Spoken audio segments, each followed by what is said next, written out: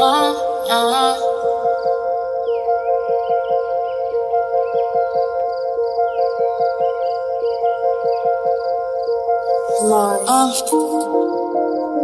I know these niggas mad as fuck.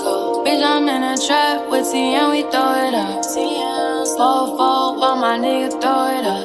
And bitch, I'm on to good things, I might just throw it up. These niggas ain't got no sweat for real. And I ain't no little baby, but bitch, I'm in my bed for real.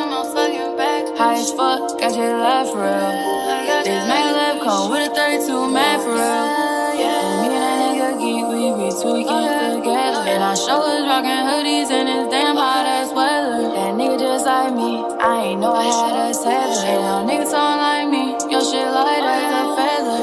I don't wanna work with you, don't care, that's cool. Singing my heart on, it's my right on this fucking stool. No internet, little bitch be with this fucking tool. And I don't gotta show my ass, so hold to flex on you. Santana, I'ma flex on you. And I ain't gotta show my ass, so hold to flex on you. Can't wait the glizzy, I'ma handle you. Bitches, VV's the one that wear like a fucking ghost. And I know these niggas bad as fuck. Bitch, I'm in a trap with T and we throw it up. Slow fall while my nigga throw it up. And bitch, I'm on to good things, I might just throw it up. These niggas ain't got no sweat for real. And I ain't no little baby, but bitch, I'm in my bed for real. High as fuck, got your laugh for real. This man left come with a 32 man for real.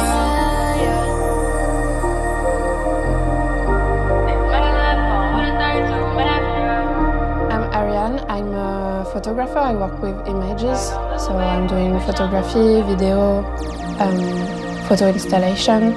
I also like having some show at the radio. I'm more a radio DJ than a party DJ. I like to create archives of my music memories, and it gets along with my images most of the time.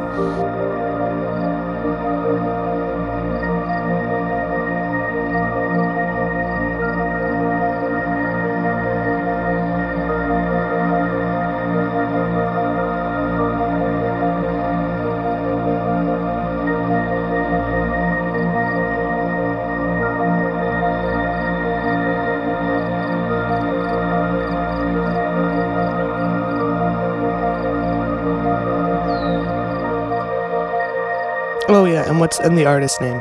Sorry, Ariane Kiks. Okay, nice. Thank you. Musical memory. Actually, what do you mean by that? The memory aspect. So I I used to do a lot of playlists since I think 2015. I'm doing monthly playlist of the on Spotify or used to be Spotify. Now I'm not on it anymore. Good for you. For political reason, yeah. But I'm on Tidal, but also SoundCloud and Nina and Bandcamp and iTunes. It's a bit messy right now. And YouTube, but I use everything actually, but so it's more messy than before. But I used to do I still do monthly playlist since 2015, and one day I was thinking like, maybe I should do like a sound collage of this playlist, because so I have a memory for each month of the music I listen repeatedly for this month, because it's really helped me with my memory, with my souvenir, to be present in a certain type of time. And so I began to do this with a friend she was a DJ, she's a DJ, and she invited me on her show, and so I enjoyed it. And after I figured out like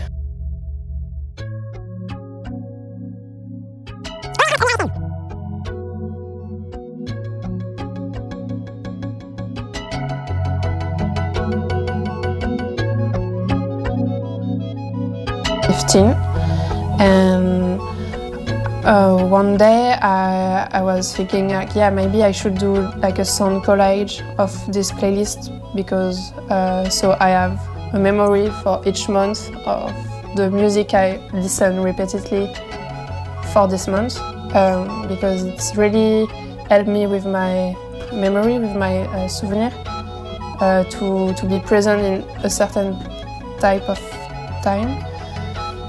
And so I began to do this with a friend she was a DJ, she's a DJ, and she invited me on her show, and so I enjoyed it. And after I figured out like each month to do like a mix, even for myself, or I was reaching radio, and to have like a souvenir from this month. Cool. And since it really helped me with my music research. So yeah, of course. I'm not doing that for the mix, but it helped me to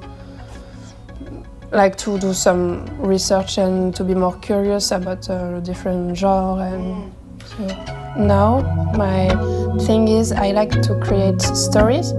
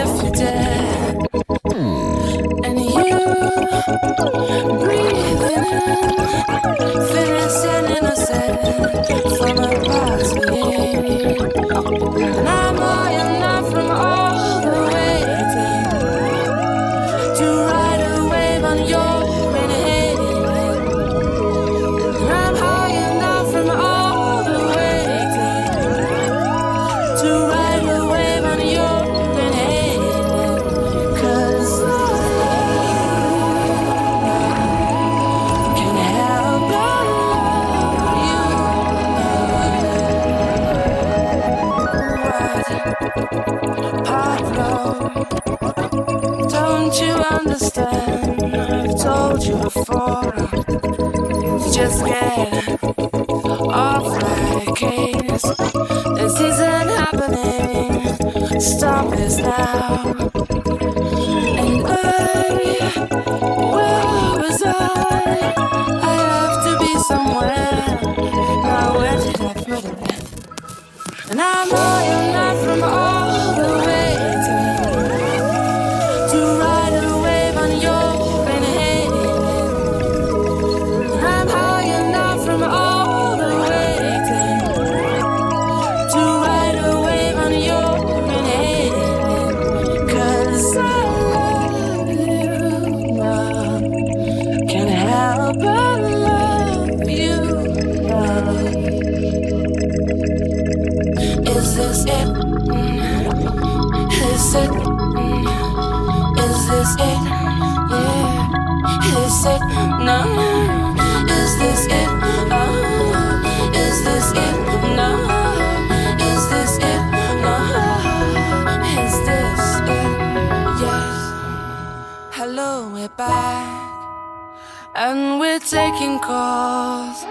Now what was the question? And I'm high enough from all the waiting to ride a wave on your inhaling. And I'm high enough from all the waiting to ride a wave on your inhaling. And I'm high enough from all the waiting to ride a wave on your inhaling. I'm high enough from all the waiting to ride a wave on your inhaling. 'Cause I love you. Can't help it. 'Cause I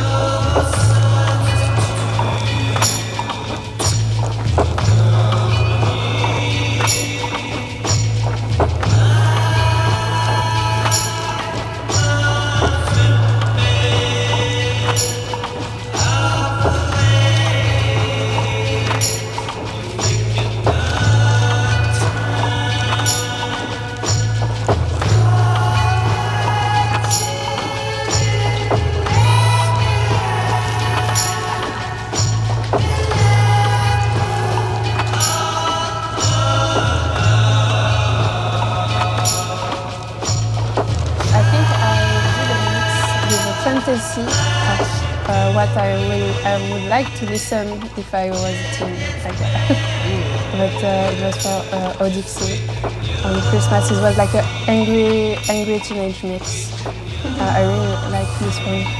But there were like also songs I was listening during this month. So, but it's funny because you have like a Bikini Kill, but also Chicago with a very gentle song. And, I like to mix like opposite. Yeah, the more harsh sounds with something that's gentle and nice. I mean, yeah, it's good to play with opposites.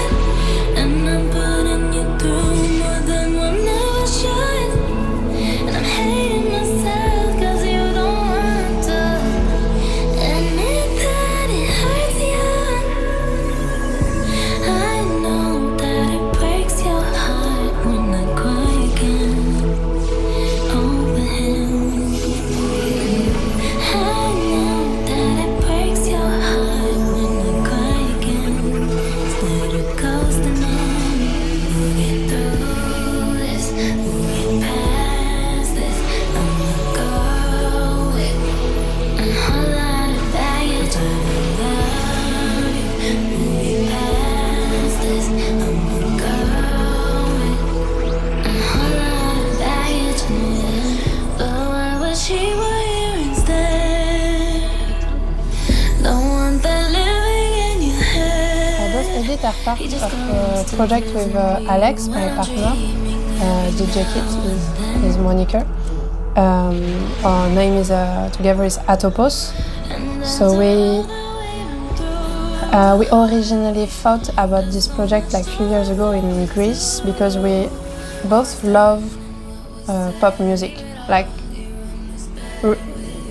pop music in general, like with pop singer and pop production. And we were thinking, we were in Crete on this island in Greece, and we were looking.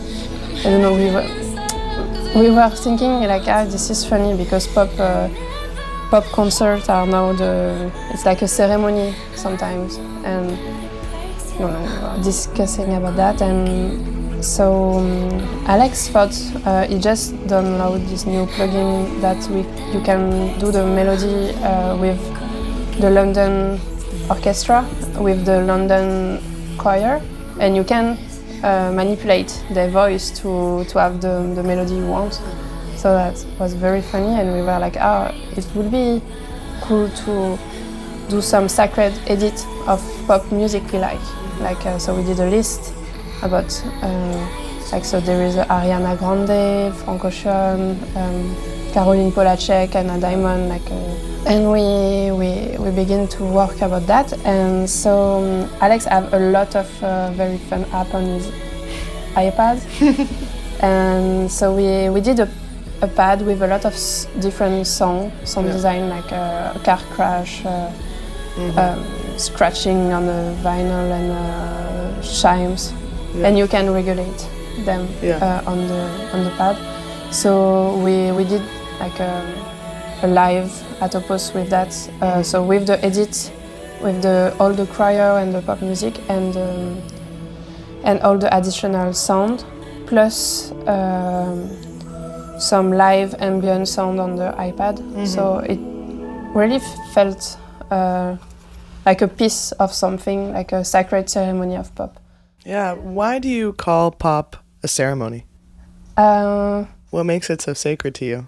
I don't know, like people singing together, feeling an emotion very strong about music. For me, it's like a ceremony. I'm not religious, so I don't know. For me, it's my idea of a ceremony, like feeling together something very strong. Yeah, I mean, I understand, I think, the ritualistic aspect of listening to music, and especially pop, because it's so grand. Yeah. And everybody relates to it. Pop music always represents an era that everybody goes through. That's why I find it so interesting, your edits with Atopos, because it's always like it's always conjuring a very distinct memory, or like a really distinct feeling because that everyone can relate to. And so I think that happens a lot through pop music. It's this place where everyone can link the same emotion to the same thing, but then you rework it. And so how does that idea of like a ceremony carry on into the rework of the music? Why do you, or maybe you can just start with like why you're drawn to those specific, the car crash and the wind chimes. It's really ambient and mystical. Like you can go in so many directions with remixing pop music. A lot of people these days love to do a baile funk, just slap on a baile funk beat and call it a day. So why do you go in this other direction? But if you have no idea and can't explain because it's so ethereal, that's valid as well.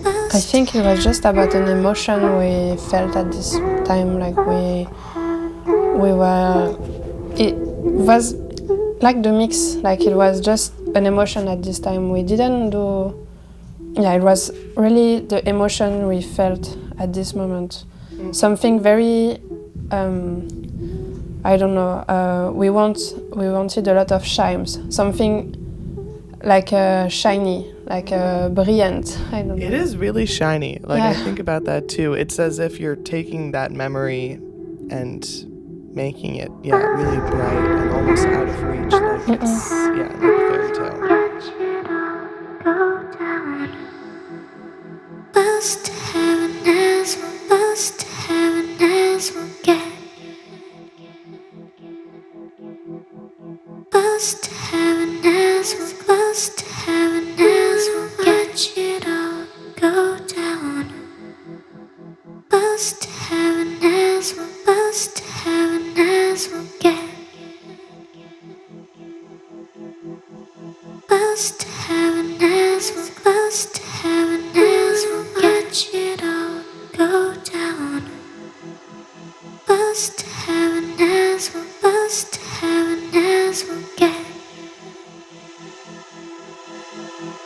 Close to heaven as we'll, close to heaven as we'll get. Close to heaven as we'll, close to heaven as we'll get. Close to heaven as we'll, close to heaven as we'll get. Close to heaven as we'll, close to heaven as we'll get. Close to heaven as we'll, close to heaven as we'll get. And all this stuff lives on SoundCloud. Yeah. So why is SoundCloud the medium that hosts all of your mixes and everything? Like, what makes it the right platform? I like the way it's very easy to import song. Like, well, now you have to pay, but like it's very easy. You don't have to think too much. Like if you will put something on streaming on DistroKid, maybe you have to put it 3 weeks in advance. So, like in SoundCloud, you just have to put it, and everyone's doing it that way. So you can have so many different like demo and a lot of. It's like archives actually. Also, you don't have to take it too seriously, I think. And so, yeah, all the Atopos edit was on our computer, and I was like, yeah, maybe we should put it just on SoundCloud. Yeah, because originally it was just for this residency. Yeah. And so you didn't think you were going to release it? No. Okay, yeah. Yeah, it was just... Yeah, interesting. But what do you mean by you don't have to take it so seriously? Why is it that music that's put on SoundCloud immediately has this element of like not being as serious as other platforms? But I think it's serious because if it's up to you, I guess. Yeah, but like for me, I'm not a producer, so I just don't have this thing about like, okay, I will put my song 3 weeks in advance to have like a publicity and press or people watching the playlist to put me on the playlist or whatever. Like I don't think that way for if I want to put. But it's different because I don't produce songs, so I put mixes or sometimes edit. So it's more like a contribution to the community of SoundCloud.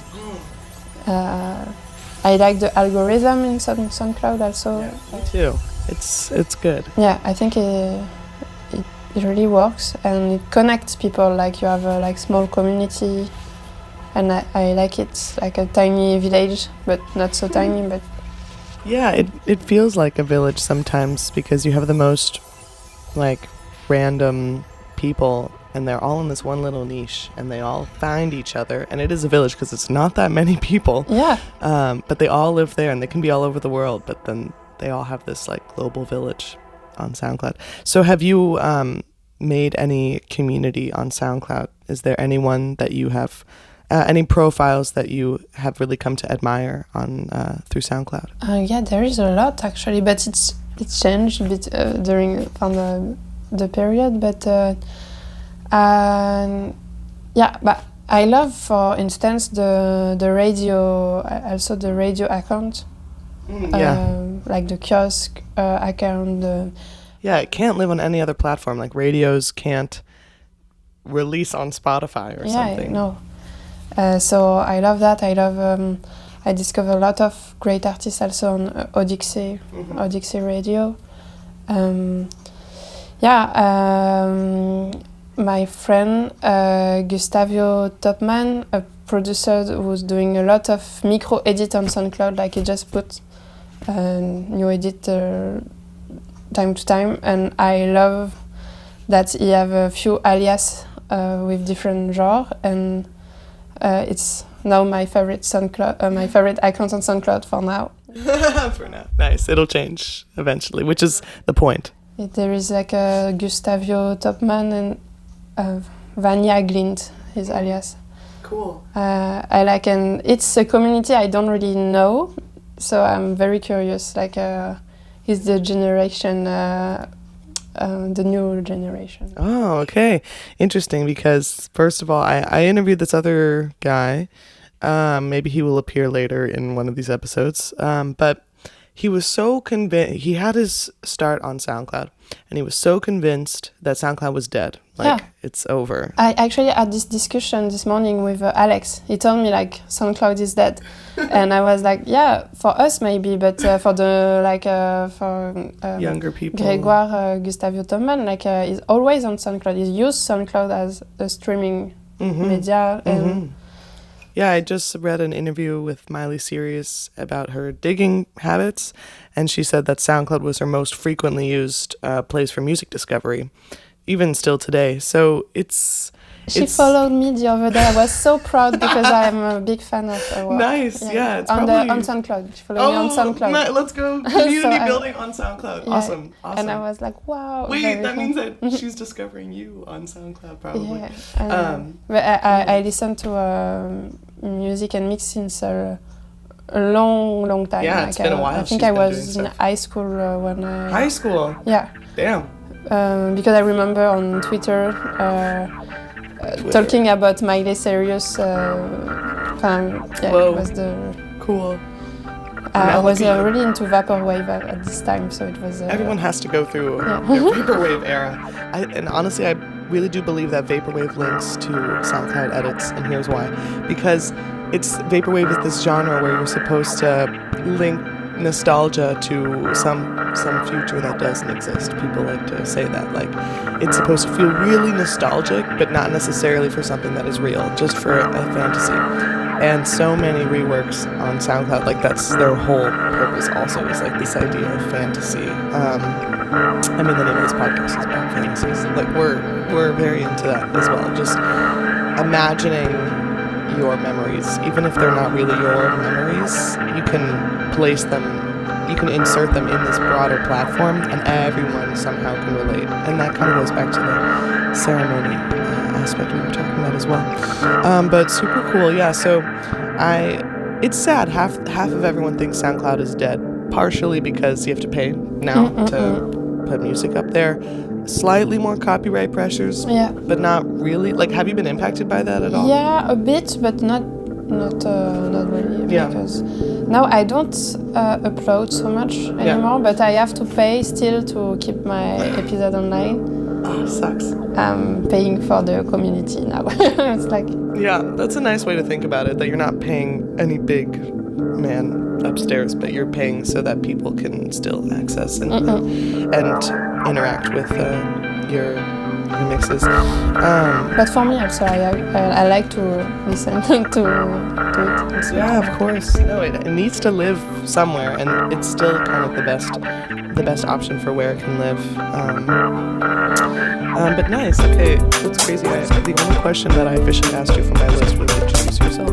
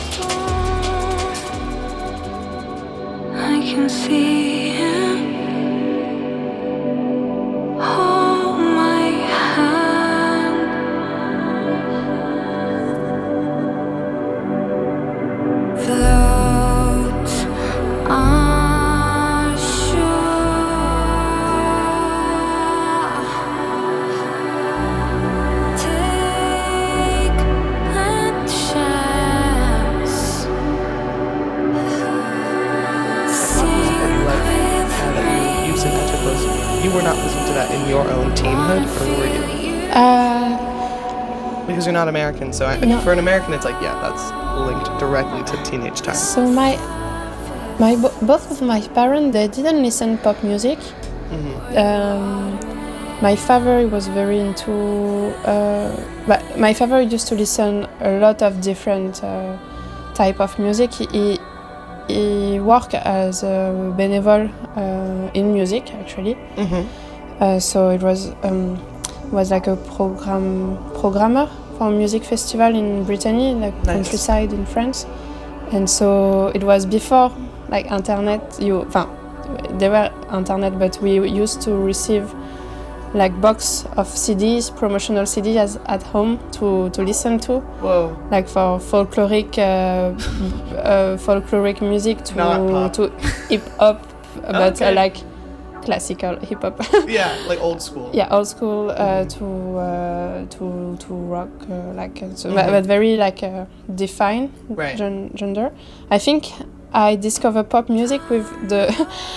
So it was with the compilation of the magazine Les Un Rock. I don't know it. It's like a. It's the music magazine. Like it's a music magazine. And they used to do like good music compilation, and so I discovered with that La Roux. I don't know, In For the Kill. Okay. I will not sing. But we might play it like later. more indie pop music. Yeah. But I remember when en fait, I know. So we had a computer at home. I had like an access for 1 hour a day, and I discovered like YouTube and video clip, and I became obsessed by pop music, but like very was obsessed by Gwen Stefani and Pussycat Dolls. Naturally. Black Eyed Peas. Yeah. Also. Like, of course. And so that only came with your at-home computer. Yeah. And after for indie pop, the compilation on CDs. Yeah. But my parents, they were a bit snob with pop music.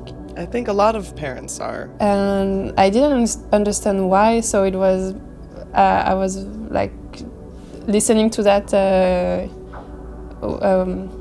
in secret. In secret, yes. Nice. And yeah, parents never understand. Yeah. Like, yeah. Still not.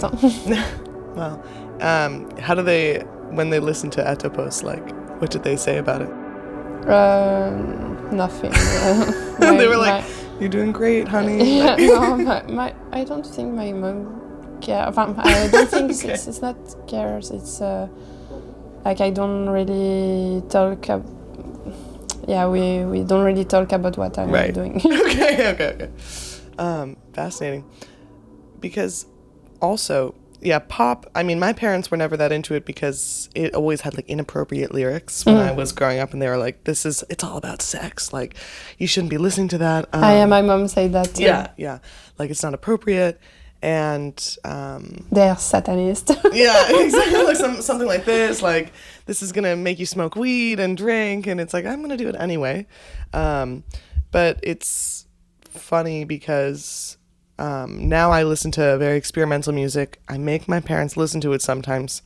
It's even worse. Like, the pop was one thing when I was growing up, and now with the experimental stuff, sometimes like I have so much fun I'm like, mom, look at this weird thing in Belgium, like that, because, they live in America, so they're always like, what the fuck kind of weird ass shit are you guys listening to over there? Like, I'm so concerned. Are you high? Yeah, I know, really, like. But and so it's the same opinion kind of as they had with the pop music, so, kind of different reasons, but it's interesting because you, with Atopos, but also in your mixes, you're blending really experimental, let's say, like the wind chimes and all of these samples, I think are quite experimental, with really pop, like classical pop music. What's your experience with kind of merging the two ends of that spectrum, like the two extremes? I love doing that because in my personality, I don't like to make choice. I like to have everything.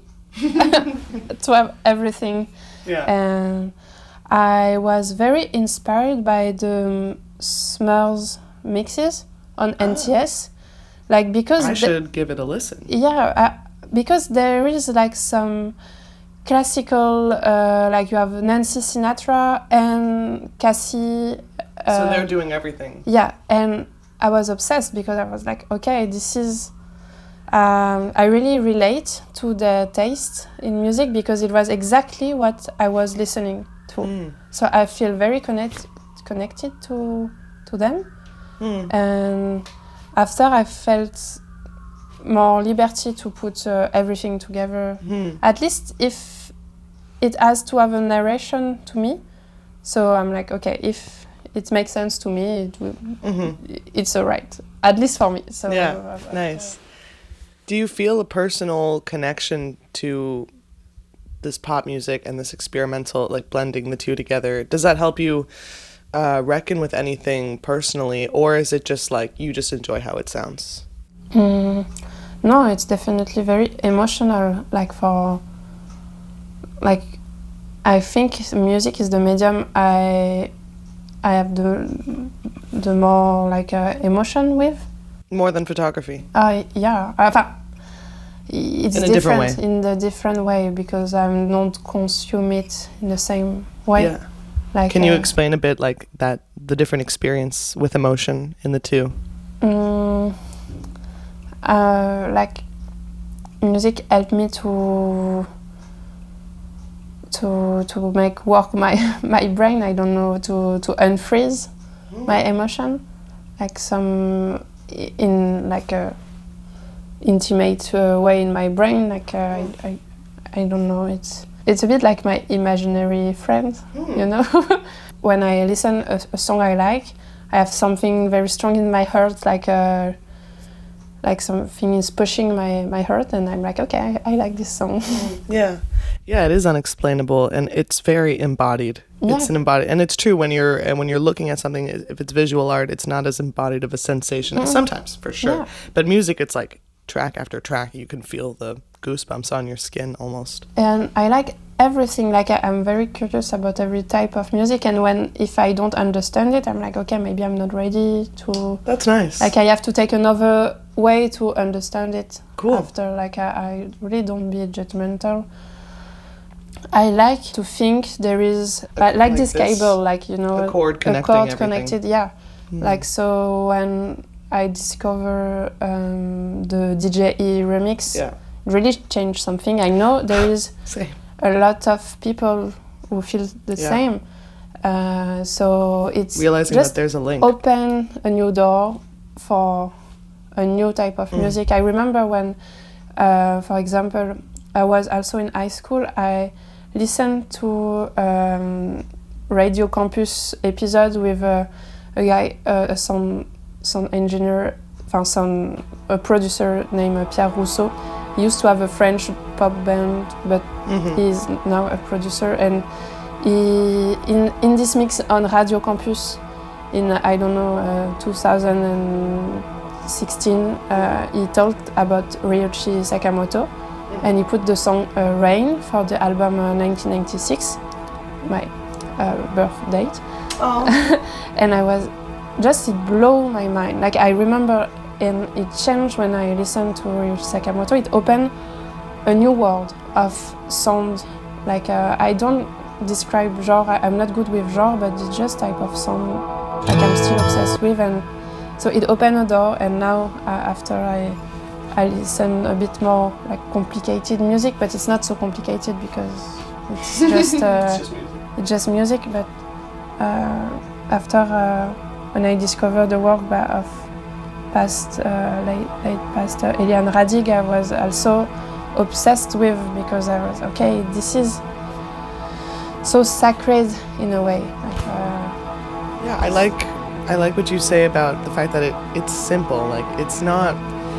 It's crazy because that hidden link between really disparate worlds, that seems like a really complex idea. Like, because you're growing, you're creating a bigger universe and you're linking things that are really far away from each other, you think it's going to be more complex. But in fact, it just simplifies things because it allows you to hold, two incompatible things at the same time and realize that nothing is so different from each other, or like they all have a place to live, even in their incompatibility. They all have a place to live in your heart. There is a place for everybody. Yeah. I think, and I also think that SoundCloud really illuminates that idea of like there being a place for everybody, or like every combination of sound.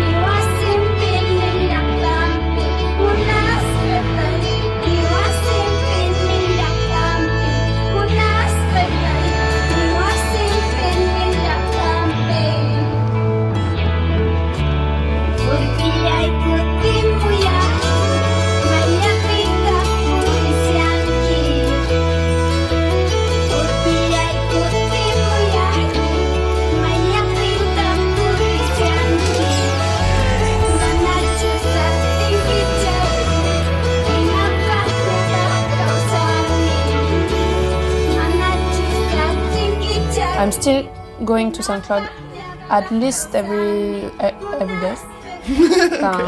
Twice, at least twice a day. But it's more for listening radio show. I don't do so much research now. And why do you think that is? I think... Like, is it because you have changed or because the platform has changed? Maybe I don't... Now I'm more researching more classic song, more very old song. So it doesn't live there. Yeah. Yeah, because this is really a place for... Yeah, now it's more on YouTube. Like I'm a lot into soundtrack, movie soundtrack. Okay, nice. I watch a lot of movie and so in my mix there is also always a soundtrack of a movie I watch during the month or something. Super cool. Yeah, and so in SoundCloud there is not so much, but sometimes there is fun edit of movie soundtracks. So really? It's funny. I always do some research, but there is a lot. It's a bit overwhelming. Really? SoundCloud. Yeah. I'm so curious. On April 5th, you should definitely put some of those tracks on your USB. I'm very curious what they sound like.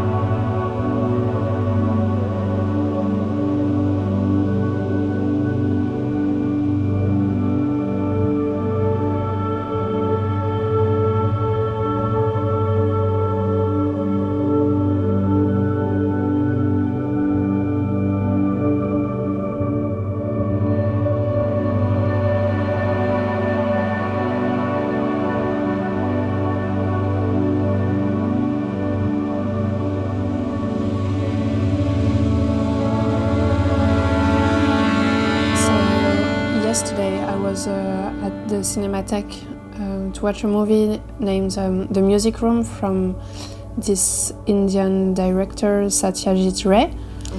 And I was thinking during the movie, it's like in a lot of movies, but like men, it's only about men and their feeling, and I couldn't care less anymore. Like I just don't care. And at one point, in the music room, there was this amazing dancer she's doing like a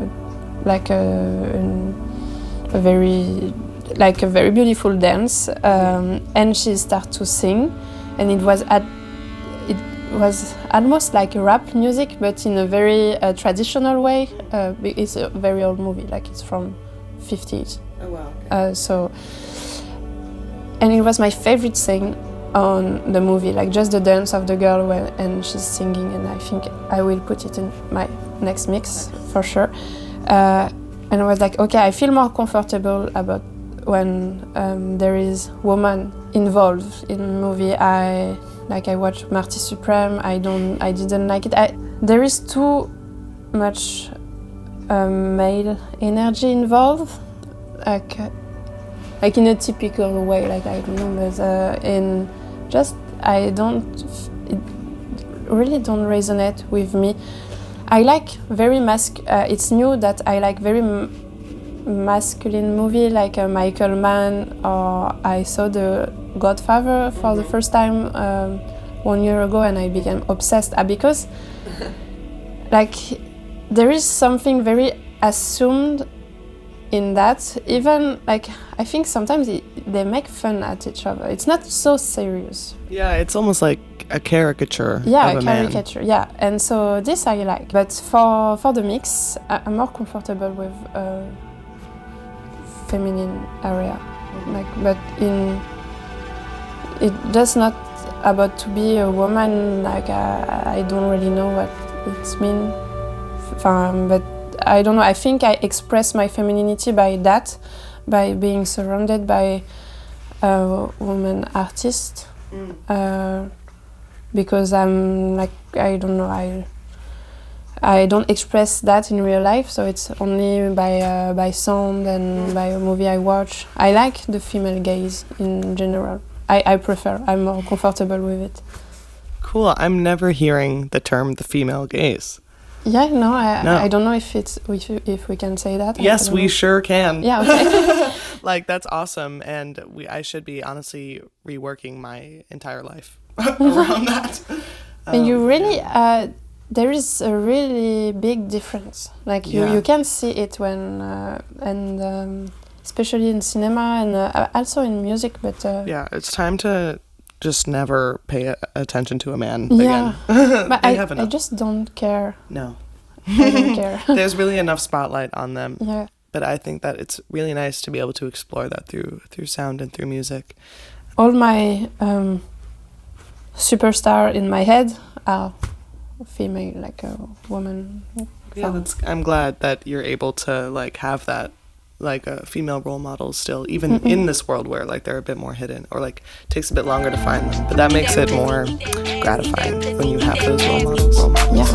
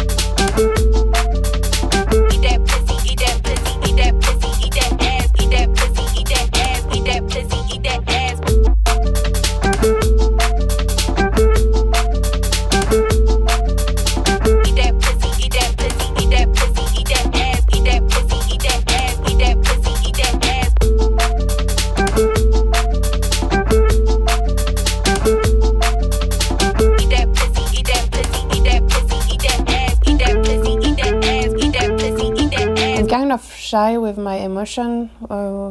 I don't like. And it's just a way of expressing, and I'm glad. I'm glad to have those archives to just think about which state of my life I was during this month, during this thing. It's like very personal, actually. Just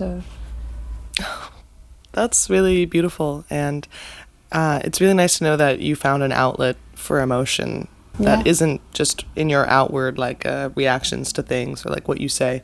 Sometimes it's really hard to talk about it, and whether you do it on purpose or not, it comes out through the music that you listen to and that you choose to highlight.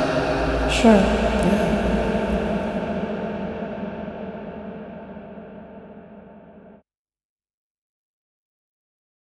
Thanks for tuning in. This was Bop Fantasies with Ariane Kiks. See you next time.